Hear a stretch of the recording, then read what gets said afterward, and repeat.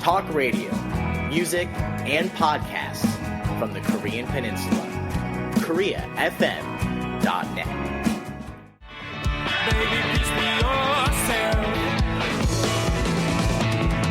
I'm Chance Dorland, and welcome to the Marmot's Hole podcast, brought to you by KoreaFM.net, an online radio station featuring independent musicians and original podcast content from the Korean Peninsula. As is the plan here at the Marmot's Hole podcast, joined each episode by Robert Kohler, a magazine editor here in Seoul, who for years operated the Marmot's Hole blog on rjkohler.com. And Rob, let's just get right into it. Usually I have a huge long intro, but it's sort of breaking news as much as you can have on a non-live podcast. We're talking about the recent election that just happened here in South Korea. Some surprising results. Oh yeah, I mean it was a shock. I mean, at one point before the election, people were talking about the ruling party, the Saenuri Party, possibly getting a supermajority of 180 seats, and they got their proverbial asses handed to them. I mean, there's no other way to put it. So let's break it down. You know a lot more about Korean politics and things like that, so I'll rely a little bit more on you for some of the background information than, is normal. Usually I have a nice little, long intro. Not the case tonight. Let's break this down a little bit. We have basically three contenders, and one of them is rather new. Yes, I mean, one of the parties is just 2 months old. I guess in English it's called the People's Party, which is led by Ahn Cheol-soo, the former head of OnLab. You probably know him best as.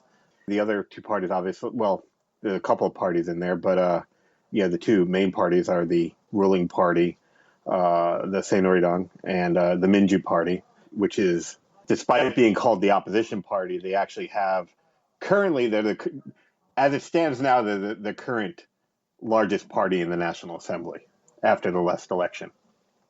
Okay, so you've basically described what the big story is.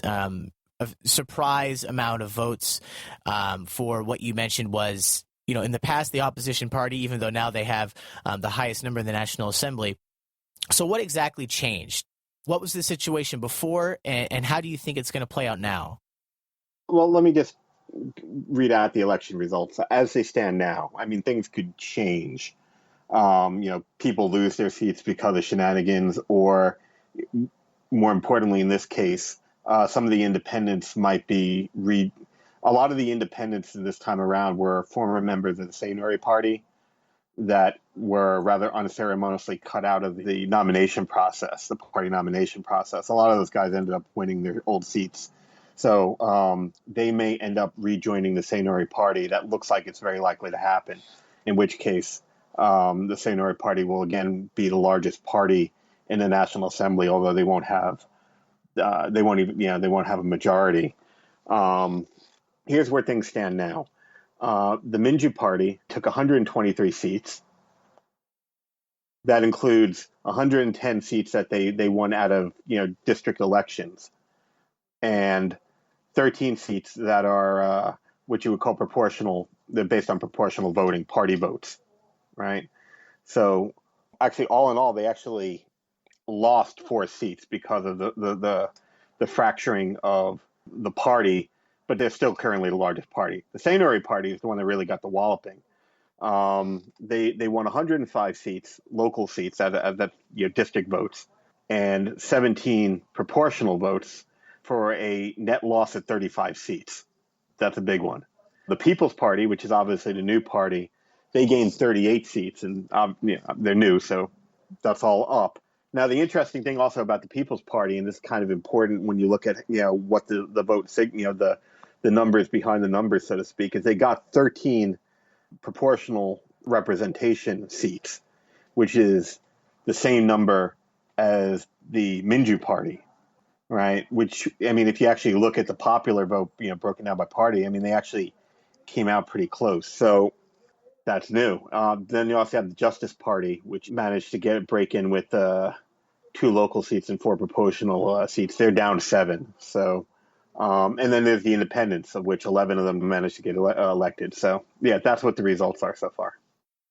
So, with what you've described so far, my first inclination is basically to think that in the future, this new third, big player in South Korean politics, I'm guessing that they would be inclined to work with or side with the Minju Party, and then you have the Saenuri Party probably reeling back in the independents that won after you mentioned they were shut out of the nomination process.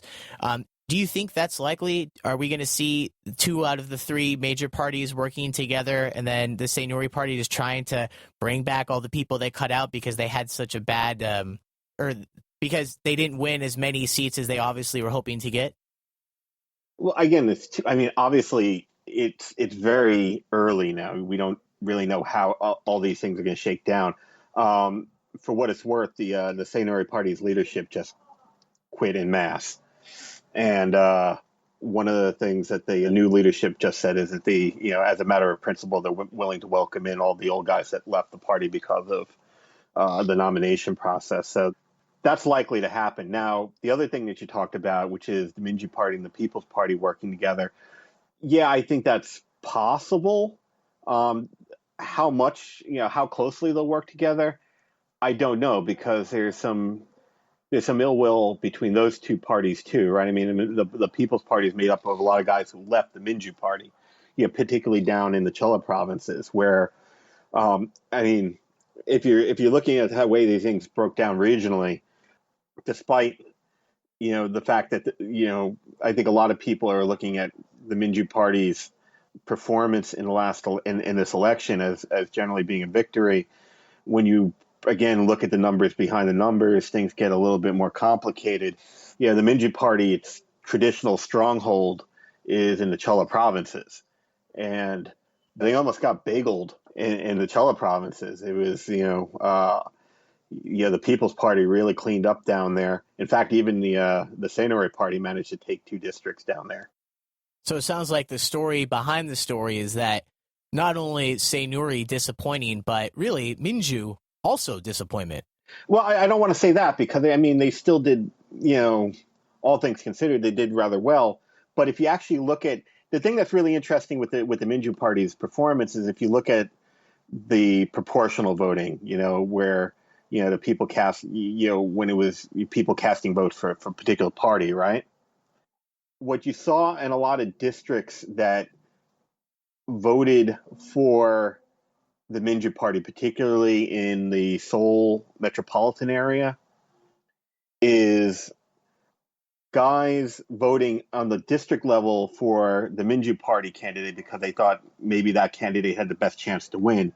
But when in terms of the party vote, a lot of times they went for the People's Party, which would explain why, when you look at the numbers, the People's Party and the Minju Party both, put the same amount of proportional representatives into the National Assembly. So it's a little bit more complicated than that. A lot of even people, even news sources I've been reading that are generally friendly towards the opposition will say that, the Minju Party shouldn't get a big head about this, that a lot of this is, it's people not necessarily voting for the Minju Party because they like the Minju Party, but because they're fed up or generally disgusted with the Saenuri Party in general and Park Geun-hye in particular. On the positive side, they also did unusually well in places that are traditional Saenuri strongholds, particularly in the Gangnam area. Saenuri-dang had problems holding on to their within Seoul. As you probably could guess, the Gangnam districts tend to vote conservative, but in this election cycle, the Minju Party was able to actually pick up a lot of districts south of the Hangang River, and they also did better than usual anyway, in the Gyeongsang provinces. They even managed to take a seat in Daegu, which was like, at one time a lot of people would think that would be unthinkable, but now it's more than I think they've ever had. Can we make any general observations, kind of what you just mentioned about people being unsatisfied with the Saenuri Party, but also with the presidency of Park Geun-hye? Do you think that's fair to make those type of general observations based upon the results that we just saw in the vote? Oh, I think so. I mean, it seems to also be the consensus of a lot of people who are observing the election. I mean, even if you look at the conservative press and you read their editorials today, they're like, Pocket A really needs to, you know, she needs to really listen to the people because, the people are not satisfied with the way she's, running the show, and even her party. I mean, you know, Pocket A has never been, she's never been accused of being a great communicator. And she's never really been accused of playing well with others, including people within her own party. For the last God knows for how long now, she'd been fighting with a lot of people within her, fighting with her own party, in the National Assembly. I mean, a lot of people were really annoyed. Like, the case of Yu Sung Min in particular, who used to be the floor leader of the Saenuri Party in the National Assembly. I mean, she had a big public spat with him. He eventually resigned, and he also got cut out of the nomination process. He was one of the independents that won yesterday. She needs to. I should say that a lot of observers, even friendly observers, observers who are generally friendly towards the conservatives here in Korea, are saying that the way she handled the nomination process was abominable. The way in which she's failed to take responsibility for failures within the National Assembly. I mean, for example, like a lot of her, economic reform laws are, having trouble getting passed. Now, a lot of that could be blamed on, the opposition, doing the whole, opposition for opposition's sake thing. That's part of it. But a lot of it, too, is also she doesn't work well with people in her own party in the National Assembly. She doesn't really have bad relations with the National Assembly in general. So, yeah, she needs to really, well, now she doesn't have a choice, really. I mean, it's either, work with a National Assembly that to a large extent is controlled by the opposition, or you're a complete lame duck with over a year left in your administration. So, yeah, I have yet to read an analysis piece that says that this election's, said anything positive about the presidential administration. Something else that I'm sure was at least on some people's minds was that we're 2 days away from the 2-year anniversary of the Saywall. Do you think that had anything to do with this? I mean, yeah. I mean, you can bring up a long list of grievances people have with the government. Do I think it had anything to do with it? Yeah. How much? Honestly, I really don't know. And it really depends on who you're reading, and what point of view is it coming from. Honestly, I think a lot of it is more inside baseball in terms of just, the ruling party mishandling what should have been, honestly, should have been an easier election for them to win, considering that the opposition was splintered. I mean, actually, that's one of the things that made this election result so shocking, is that when you look at things, I mean, this should have been a good election for them.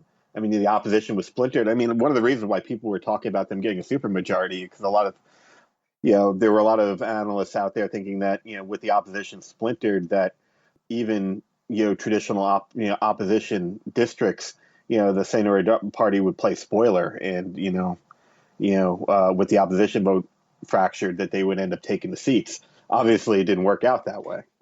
Yeah, you're hitting on something that the more I learn about recent Korean history, the more I realize has happened quite a lot, where people on the same side of an issue, or at least on the same side of a political spectrum, can't work together enough to have a single party or have a single candidate, so they'll run two or maybe even more, and then the other side will take the victory. But as you just mentioned here, even with all of the things going on, the 2-year anniversary of the Saywall coming up, I mean, unemployment for young Koreans is very high. The won is very low. A stack of things going against the incumbent party, but they had this split. I mean, this seems to me kind of like a situation where if you had Donald Trump getting the Republican nomination, you have Hillary getting the Democratic nomination, and then Bernie Sanders running as an independent, and then still Donald Trump loses. Yeah, I mean, you pretty much hit it right there. I mean, that's what we're talking about. Um, yeah, again, another reason why the results are what they are. Again, even if you look at where with elections, what they say is turnout is everything, and you look at the turnouts in traditionally conservative districts, they're relatively low, and you had, even amongst conservative voters, I mean, a lot of them were basically, going to the polls, holding their nose. That's not the kind of enthusiasm you want the party faithful to go to the polls with.